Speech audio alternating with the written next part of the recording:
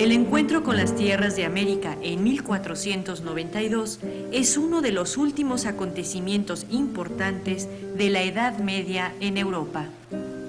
El Renacimiento se encontraba en desarrollo, con grandes hombres a la cabeza de los cambios científicos y artísticos: Copérnico, Miguel Ángel y Leonardo da Vinci, entre otros. Sin embargo, no hacía mucho tiempo, alrededor del año 1350, que Europa sufrió una de sus mayores calamidades demográficas, la peste negra. Las epidemias, las guerras constantes, las condiciones insalubres y los pocos conocimientos médicos de la época fueron causas de que una gran parte de la población europea desapareciera. Con estos antecedentes llegaron los europeos al continente americano, al encuentro de otras civilizaciones y a la conquista de nuevas tierras. Hasta finales del siglo XIX fue superada la dominación de España y Portugal sobre la mayoría de los territorios de América. Muchos de los hechos que caracterizaron la política colonial están suficientemente estudiados: la conquista, la expansión territorial y la explotación de los indígenas. No así el tamaño de las poblaciones americanas durante el siglo XVI. Los datos son imprecisos, sobre todo durante el primer momento de la llegada de los conquistadores. Esto se debe a que no hay registros confiables de la época. Sin embargo, se han establecido dos hechos importantes. Había una gran población indígena y esta fue reduciéndose dramáticamente a partir de la invasión europea. ¿Cómo sabemos de estos hechos? Los representantes de la corona española y del clero en América, antes y después de la conquista, dejaron crónicas sobre la situación indígena. Hernán Cortés, Bernal Díaz del Castillo, Fray Bartolomé de las Casas, Fray Bernardino de Sahagún y muchos otros historiadores de los siglos XVI y XVII escribieron sus vivencias. También muchos historiadores de este siglo se han encargado del tema.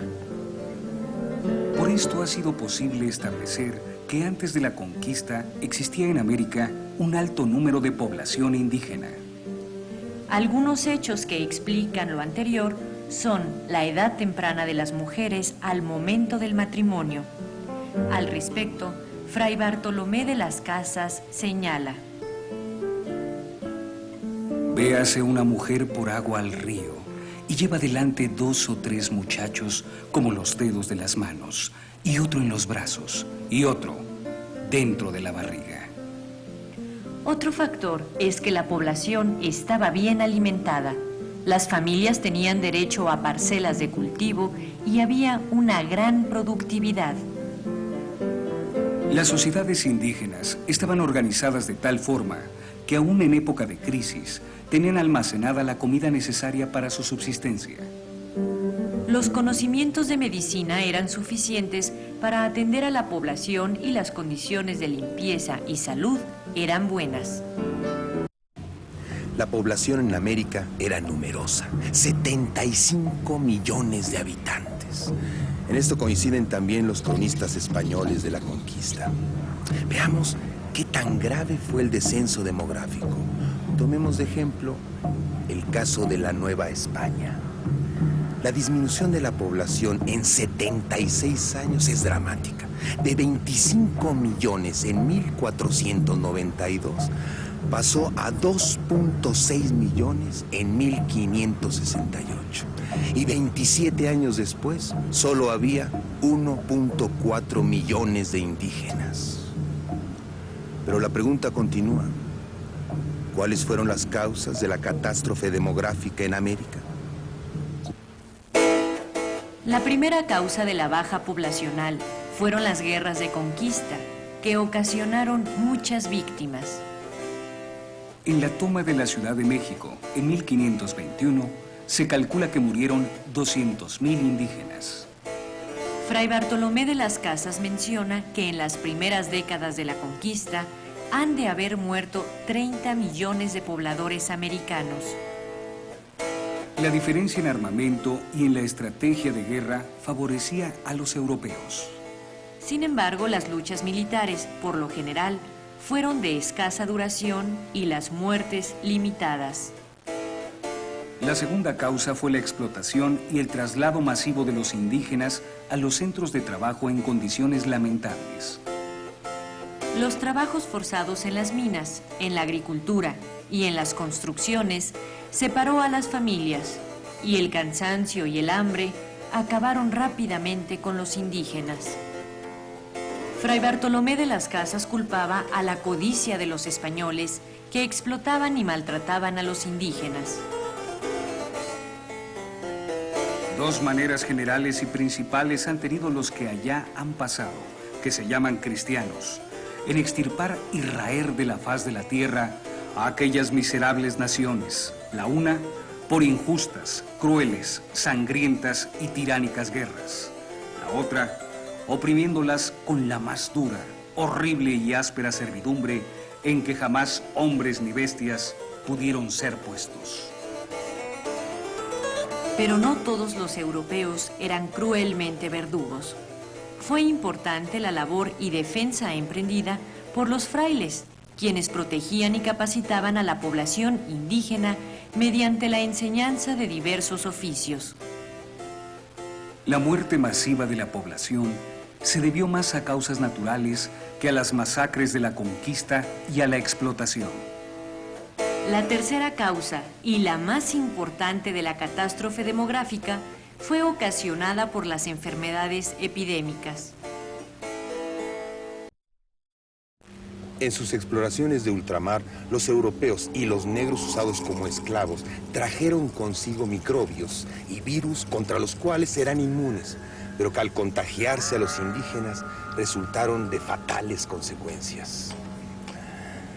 La gripe, la viruela, el tifus y otras enfermedades se propagaron a gran velocidad entre los pobladores de América. El organismo de los indígenas resultó muy sensible a estas enfermedades, ya que eran desconocidas para ellos y por lo tanto no habían desarrollado los anticuerpos necesarios. En plena conquista, en 1520, después de la derrota española por Cuitláhuac, se desató una epidemia de viruela, siendo el emperador una de sus víctimas. Fray Bernardino de Sahagún narra el acontecimiento. Antes que los españoles que estaban en Tlaxcala regresaran a conquistar México, dio una gran pestilencia de viruelas a todos los indios en el mes que llaman Tepelhuitl, que es al fin de septiembre. Esta pestilencia mató gente sin número. Duró la fuerza de esta pestilencia 60 días y después que fue aflojando el México, fue hacia Chalco. En los alrededores de México, en el año de 1545, murieron por viruela en 7 meses cerca de 400,000 indígenas. Desde el año 1562 hasta 1600, prácticamente no hubo década en que no se presentara en la Nueva España una epidemia. Hubo de todo tipo: sarampión, tifus, viruela, tosferina, gripe y paperas. En otras partes de América la situación fue similar. En Perú, entre 1560 y 1590, las epidemias mataron alrededor del 60% de la población. Particularmente receptivos a las enfermedades fueron los habitantes de las Antillas y de las zonas tropicales del continente, en donde la población fue casi totalmente acabada. El único método terapéutico que conocían los europeos contra estas enfermedades era la sangría, es decir, la extracción de sangre. Pero como los indígenas morían a pesar de ella, pensaron que eran demasiado débiles para soportarla. El mestizaje con los europeos poco a poco favoreció la adaptación biológica de los indígenas a las enfermedades. Fue hasta el año 1803 que por orden de Carlos IV, entonces rey de España, se introdujo en América la vacunación contra la viruela. Tan solo 7 años antes se había descubierto la vacuna y se contaba con un procedimiento de aplicación masiva. Durante el siglo XVI se registró en América la mayor crisis demográfica de la historia moderna.